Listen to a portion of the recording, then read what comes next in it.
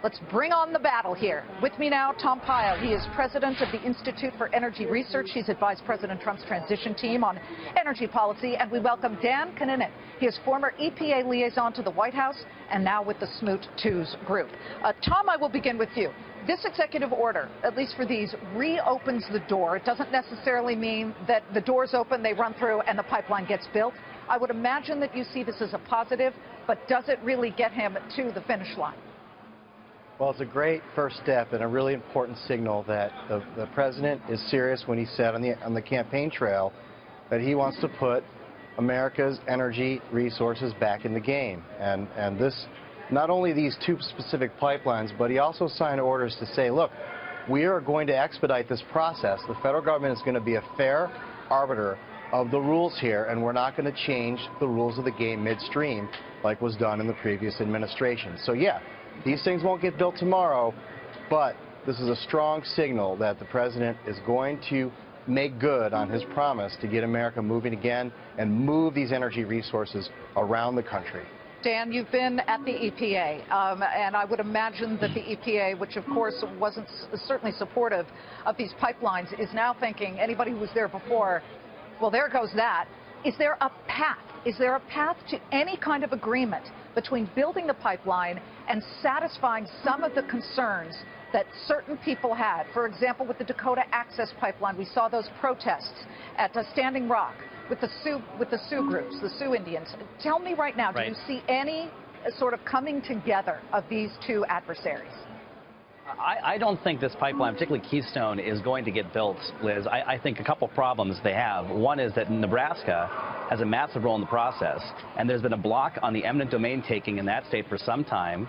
My understanding is that TransCanada can't even apply for new eminent domain authority until September of this year, and then you have another 2-year process with state review, legal fights, etc. To say nothing of the fact that economically this project has always been pretty specious. The price of oil is such that it's hard to make the economics work for this pipeline, and I think ultimately those factors will mean that TransCanada isn't going to be interested in reapplying with a bunch of conditions that can't be met.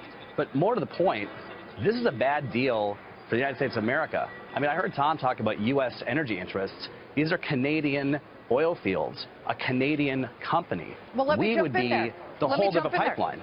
Tom, what about that? There has been that concern that, yes, there would be original jobs in the U.S. to build it, but once it's built, and by the way, one of the executive orders that President Trump had issued was that it must be built with U.S. pipe.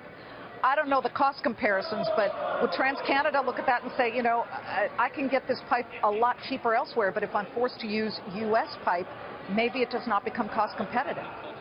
Well, I mean, that'll really be up to TransCanada to decide, and that's the important thing here.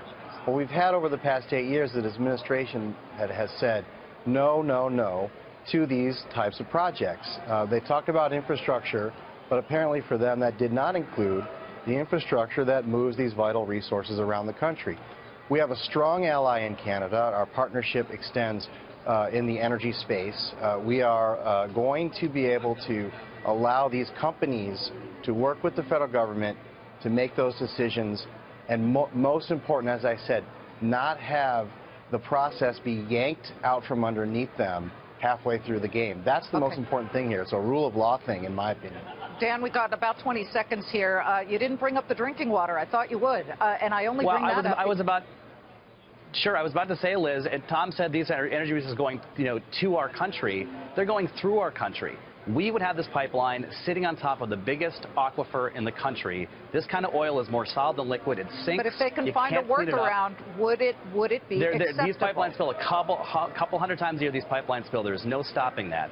We would take a temporary small gain in a few jobs and trade that against a foreign company's profits and all the risk for us. We'd be the Ukraine in this situation, where we're the place the pipelines run through. They get produced in Canada, they get shipped off from the Gulf, and we get left with the baggage. That is not a good deal for us. It's not putting America first. For now, whatever baggage there is, Donald Trump is shoving it aside and saying we start the process again. We'll have you both back as we watch this process continue. Thanks both to Tom and Dan. We really appreciate it.